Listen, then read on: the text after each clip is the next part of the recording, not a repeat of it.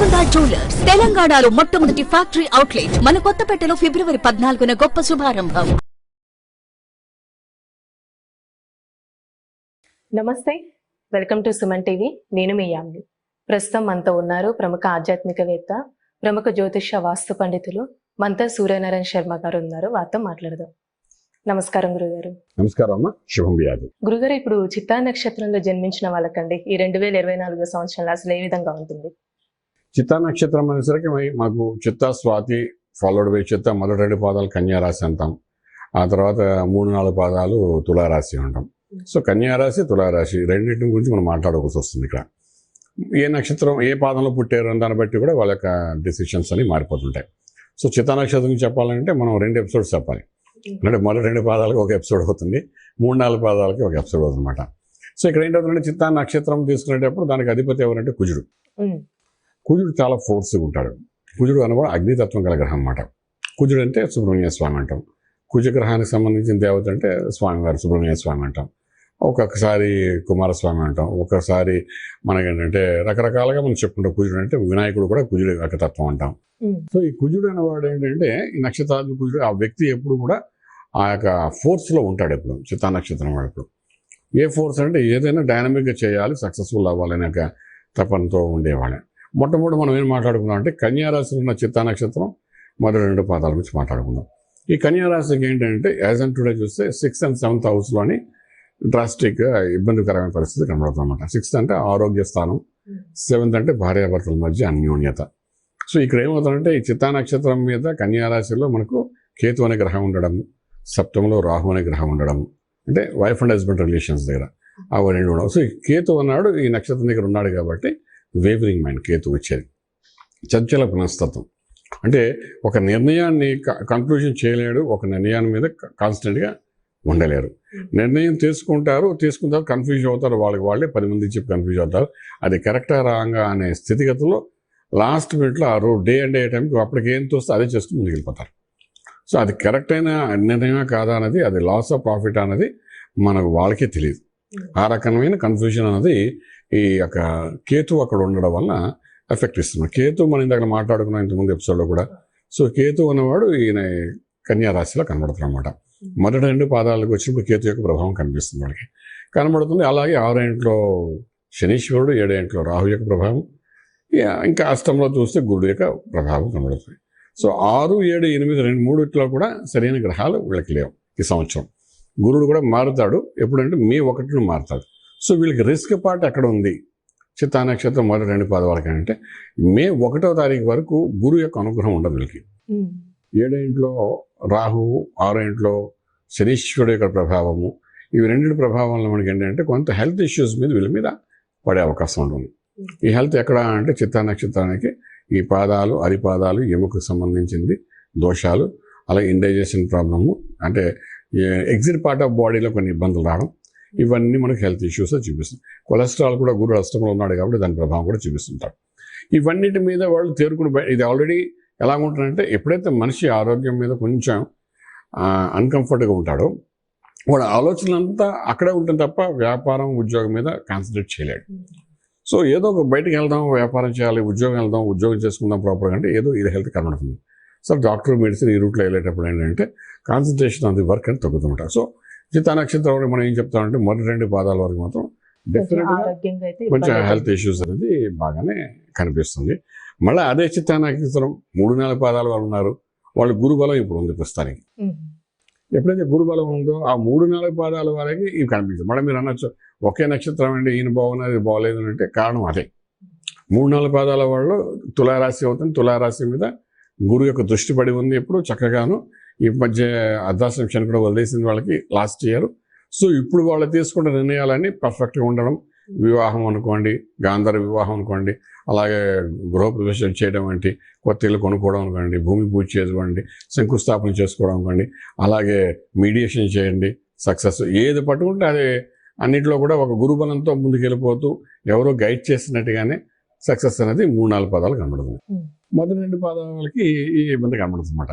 So ఈ చిత్తా నక్షత్రం 2 రాశుల్లో ఉన్నాయి కాబట్టి మనం 2 రాశుల దృష్టి పెట్టుకుని మాట్లాడాలి కాబట్టి చాలా జాగ్రత్తగా మీది 3-4 పాదమా మొదటి 2 పాదాలని మీరు చెక్ చేసుకోండి. జాతకం దాన్ని బట్టి మనకు కరెక్షన్స్ చేసుకుంటూ వెళ్ళడానికి అవకాశం ఉంటుంది. అలానే ఇప్పుడు వ్యాపారస్తులకి ఏ విధంగా ఉండొచ్చండి ఈ వ్యాపారం నక్షత్రంలో? మళ్ళీ ఇక్కడికి వద్దాం. 3-4 1-2 పాదాలకు చెప్పుకుంటూ వెళ్దాం. ఉం. మొదటి 2 పాదాల వాళ్ళకి అనేసరికి వ్యాపారం అంటే వీళ్ళకి 10th హౌస్ కూడా మనం చూస్తాం. అంటే భాగ్యస్థానం కదా, రాజ్యం. ఉం. రాజ్యము అంటే ఇక్కడికి చిత్తా నక్షత్రం కన్యారాశి ఏదైతే ఉందో కన్యారాశి రాజ్యం మిథునం అవుతుందన్నమాట. మిథునంలో ఎటువంటి పాపగ్రహాలు లేవు. అంటే డెఫినెట్గా వ్యాపారం సక్సెస్ ఉంటుంది. హెల్త్ ఇష్యూస్ ఉండే కానీ వ్యాపారంలో ఎటువంటి ఇబ్బంది కలగదు వాళ్ళకి. ఉం. మంచి రైజింగ్లో వెళ్తారు వాళ్ళు. ఏది పెట్టినా అందులో 10% ప్రాఫిట్లోనే జరుగుతుందన్నమాట. అలాగే 3-4 పాదాల వాళ్ళు ఎవరైతే ఉన్నారో వాళ్ళు ఏంటంటే ఆల్రెడీ గురుబలంతో కొత్తగా ఏమైనా అగ్రిమెంట్స్ చేయాలంటే చేసుకోవచ్చు. అలాగే కొత్తగా ఇనిషియేట్ చేయాలంటే వ్యాపారం ఇనిషియేట్ చేయొచ్చు. ఉం. సక్సెస్ బాగా పెరుగుతుంది. అలాగే ఏది మొదలెట్టినా ఏప్రిల్ ఎండింగ్ లోపల మొదలు పెడితే కొత్త వెంచర్స్ వాళ్ళకి మంచి కానీ రిజల్ట్. మంచి లైఫ్ లాంగ్ సరిపడేంత బలం అనేది వాళ్ళకి ఉండడానికి అవకాశం ఉంటుంది. అలానే ఇప్పుడు ఆర్థికంగా అంటే ఏ విధంగా ఉండొచ్చండి ఈ నక్షత్రంలో జన్మించిన వాళ్ళకి? ఆర్థిక బలం వరకు బాగానే ఉంటుందండి. నేను చెప్పేది ఇప్పుడు ఆరోగ్యం గురించి మనం మాట్లాడుకునేది. ఆరోగ్యమే బలహీనంగా కనిపిస్తుంది. బట్ ఆర్థికంగా మాత్రం ఎటువంటి దోషాలు లేవు వీళ్ళకి. ఉం. సో 1-2 పాదాలైనా 3-4 పాదాలైనా ఇవి 4 కూడా 4 పాదాల వరకే బాగుంది. ఉం. అన్నిటికీ మెయిన్ అంటే కుజుడు నక్షత్రాధిపతి అయ్యాడు. ఈ కుజుడు ఏం చేస్తాడంటే చాలా డైనమిక్ స్టెప్స్ తీసుకుంటాడు. ఉం. ఇప్పుడు ఒక మిలిటరీ మన భారతదేశం అంటే కుజుడిక బలమే అంటాం. ఒక రాజకీయ నాయకుడు ఉన్నాడంటే కుజబలంతోనే వాడు ఉన్నాడని చెప్తాం. అలాగే ఒక పోలీస్ ఆఫీసర్ ఉన్నాడంటే మంచి పోస్ట్కి వెళ్ళాడంటే కుజబలంతోనే వెళ్ళని చెప్తాం. ఉం. కమిషనర్స్ తీసుకోండి, డీజీపీ తీసుకుని వీళ్ళందరూ కుజుడిక బలం ఉంటే కానీ ఆ స్థాయికి వెళ్ళరన్నమాట. సో ఈ కుజుడు తత్వం కలిగిన వీళ్ళు ఏంటంటే వ్యాపారం కన్యా రాశిలో ఉన్న 1-2 పాదాలు అయితే వ్యాపారం మీద దృష్టి పెడతారు. ఉం. తులారాశిలో ఉన్న వాళ్ళు ఏంటంటే వాళ్ళు బ్యాలెన్స్డ్గా అంటే ఆమె పర్ఫెక్ట్ అని చెప్పడానికి 2 పక్కల సమాన మనస్తత్వంతో హ్యాండిల్ చేసుకుంటూ ముందుకు వెళ్ళాలనుకునే తత్వం గలవాడు ఉంటారు. సాధారణంగా వీళ్ళు గవర్నమెంట్ అఫీషియల్స్ అయి ఉంటారు ఉం. తులారాశిలో ఉండేవాళ్ళు. ఈ అఫీషియల్స్ ఏంటంటే దే ఆల్వేస్ ట్రాన్స్పరెంట్గా వెళ్తారు. అలా వెళ్ళినప్పుడు కూడా ఈ గురుబలం ఎప్పుడైతే మే ఉడత తగ్గిపోతుందో వీళ్ళకి కొంత అవమానాలు, చిరాకులు, పరాకులు జరిగే అవకాశం ఉంటుంది. ఆ తర్వాత కన్యారాశిలో ఉన్న 1-2 పాదాల వరకు రైజింగ్ స్టార్ట్ అవుతుందన్నమాట. ఉం. సో ఇయర్ ఎండింగ్ వరకు కన్యారాశి వరకు మే నుండి బాగుంటుంది. కన్యారాశిలో ఉన్న మొదటి 2 పాదాలకి. ఇప్పుడు మే 1 వరకు మాత్రం తులారాశిలో ఉన్న 3-4 పాదాల వరకు మాత్రం కొంచెం జాగ్రత్తగా ఏమైనా డిసిషన్ తీసుకోగలిగితే దాన్ని ఇంప్లిమెంట్ చేయడం ప్రయత్నం చేయగలిగితే ఉం. అది లైఫ్ లాంగ్ సక్సెస్ఫుల్ అవ్వడానికి అవకాశం ఉంది. అలానే అండి ఇప్పుడు ఈ నక్షత్రంలో జన్మించిన వాళ్ళకి రాజకీయ నాయకులకండి అసలు ఏ విధంగా ఉంటుంది ఈ సంవత్సరంలో? రాజకీయ నాయకులు అంటే ఇప్పుడు చూడండి, మనకు రాజకీయ నాయకులు అంటే మన ఆంధ్ర రాష్ట్రం తీసుకుని తెలంగాణ ఆల్రెడీ ఎలక్షన్స్ అయిపోయాయి. అయిపోయింది. ఇంకా మనకు మిగిలింది ఆంధ్ర రాష్ట్రం ఒకటి మిగిలింది. ఆంధ్ర రాష్ట్రంలో మనం తీసుకోకండి ఈ యొక్క 1-2 పాదాలు ఉండే వాళ్ళకి మే నుండి టేకాఫ్ బాగుంటున్నాం. ఉం. కానీ చూస్తే ఈ ఎలక్షన్స్ అంతా గొడవ అంతా మీ లోపలే అయిపోతున్నాయి. సో వీళ్ళకి ఏమైంది, ఎలక్షన్స్ అయిన తర్వాత యోగాలు మొదలవుతున్నాయి.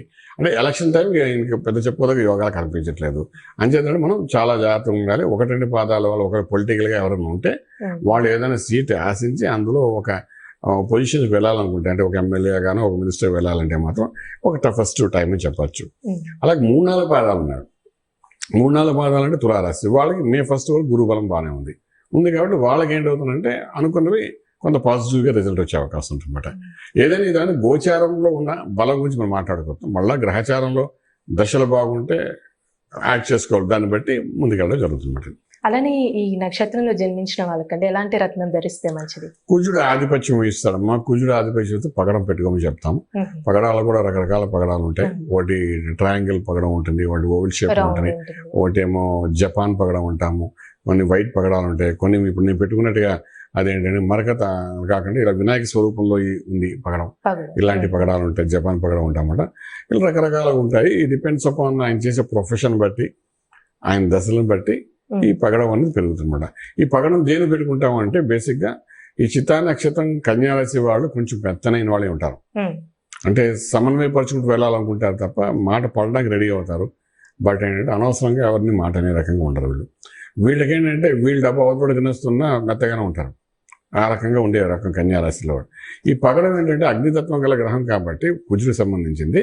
డెఫినెట్గా ఇది ఒక ఫోర్స్ ఇస్తుంది, ధైర్యంగా అడిగే శక్తి ఇస్తుంది, రావాల్సిన డబ్బులు వాపసు కలెక్ట్ చేసుకునేటట్టు చేస్తుంది. వ్యాపారంలోని మనం ఎక్కడో స్టక్అప్ అయిపోతే అది మళ్ళీ తిరిగి వచ్చేటట్టు చేస్తుంది. కోర్టు వ్యవహారాలను సెటిల్మెంట్ చేస్తుంది, మీకు out of court way settlement చేస్తుంది. ఉం. అలాగే వైవాహిక జీవనంలో జరిగే ఇబ్బందుల్ని out of court way settlement చేస్తుంది. అనవసరమైన లాసెస్ చూపించకుండా ఆపుతుంది. రకరకాలుగా ఈ పగడం అనేది ఉపయోగపడుతుంది. పగడం అనేది రత్నం కాదు, ఇది ఒక చెట్టు. ఉం. ఆ చెట్టు నుండి వచ్చిన ఇది మాట పగడం అనేది. సో ఇదేంటంటే జపాన్ పగడం అని ఏ పగడం మన ఇండియాలో కూడా దొరుకుతాయి ఇవన్నీ ఏ పగడం అని చెట్టు భాగం రూట్స్ లెవెల్స్ నుండి తీస్తారు అనమాట ఇవి. సో ఇవన్నీ అంటే ఇది భూతత్వానికి సంబంధించింది. భూతత్వానికి సంబంధించిన మన శరీరంలో కూడా పంచభూతాలలో భూతత్వం కూడా ఉంది కాబట్టి మనం ఇది ఎప్పుడైతే పెట్టుకుంటాం అది ఇంబ్యాలెన్స్గా ఉన్నది బ్యాలెన్స్గా అవుతుంది. సక్సెస్ కాన్ఫిడెంట్ లెవెల్స్ అది పెంచుతుంది, ధైర్యం కూడా ఇస్తుంది, అవుట్ స్టాండింగ్ పేమెంట్ సిస్టమ్ వస్తుంది, ఇలా రకరకాల ఉపయోగపడుతుంది కాబట్టి పగడాన్ని ధారణ చేస్తే వీళ్ళు బాగుంటుంది. అలానే ఇది ఏ వారం ధరిస్తే మంచిదండి, ఏ విధంగా ధరించాలి? మంగళవారం నాడు ఉదయం 6 నుండి 7 మధ్యలో చక్కగా వీటి అభిషేకం చేసి పెట్టుకుంటామండి, లేదంటే శుక్రవారం నాడు పెట్టుకోవాలి. అలాగే ఇది పెట్టుకున్న తర్వాత కూడా మనకు ఒక 4-5 రోజుల వరకు అమ్మవారి యొక్క కుంకుమార్చన ఇలాంటివన్నీ చేసుకుంటూ ఉండాలి. ఎందుకంటే ఈ రత్నం అనేది శరీరానికి కనెక్ట్ అవ్వడానికి కొంత టైం పడుతుంది, ఒక 1 వీక్ టైం పడుతుంది అన్నమాట. ఇలా పెట్టుకోగానే అలా ఫలితం అని ఇచ్చేది ఇది. అంటే బేసిక్ ఇది రత్నం కాదు కదా, ఇది వుడ్, ఒక చెట్టు నుండి వచ్చిన పగడం అన్నమాట ఇది. సో దీని ప్యూర్లీ మనం రత్నం అని అనకూడదు. సో దీనికి అంటే మన తత్వంతో కలవడానికి ఒక 1 వారం రోజులు పడుతుంది. అంటే దానికి కావాల్సిన సంస్కారాలు చేసుకుంటే 1 వారం 10 రోజులు దాకా సెట్ అవుతుంది, ఇంకా అక్కడ నుండి టేక్ ఆఫ్ అవుతుంది. చాలా చక్కగా తెలియజేశారు గురుగారు, ధన్యవాదాలు. శుభం బియా. చూసారు కదండి, చిత్తా నక్షత్రంలో జన్మించిన వాళ్ళకి ఎలాంటి రత్నం అనేది ధరించాలి గురుగారు మనకి తెలియజేశారు కదా. గురుగారిని మీరు సంప్రదించాలనుకుంటే స్క్రీన్ మీద కనిపిస్తున్న నెంబర్కి కాల్ చేసి గురుగారిని అంటే అపాయింట్మెంట్ అనేది తీసుకోవచ్చు. ఇలాంటి మంచి వీడియోస్తో మళ్ళీ మేము ముందుంటాం. ధన్యవాదాలు.